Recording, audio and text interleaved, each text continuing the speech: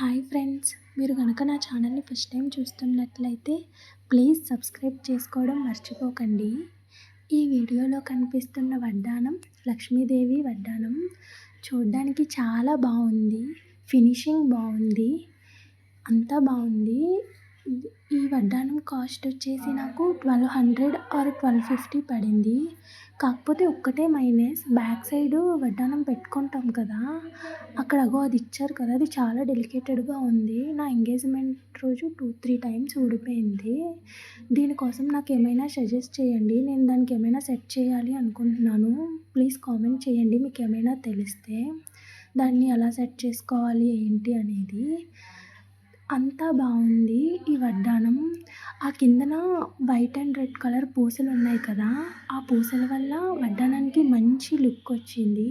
Finishing బాగుంది, look wise బాగుంది, comfort wise కూడా బాగుంది. కాకపోతే ఓన్లీ ఒక్కటే మైనస్, అది వడ్డానం పెట్టుకోవడానికి వాడు ఇచ్చాడు కదా, అది చాలా డెలికేటెడ్గా ఉంది.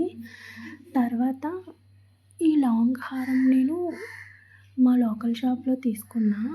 కాస్ట్ వచ్చేసి 1600 ఆర్ 1800 పడింది.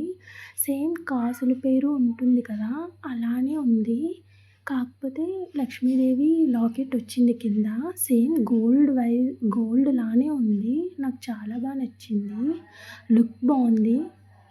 వెయిట్ అయితే అస్సలు లేదు. 1600 1800 పడింది. మీషోలో 1200కి ఉంది, నేను చూసాను. కింద పూసలు కూడా బాగున్నాయి. థ్రెడ్స్ కాకుండా ఇలా గొలుసులా ఇచ్చారు పెట్టుకోవడానికి, బాగుంది.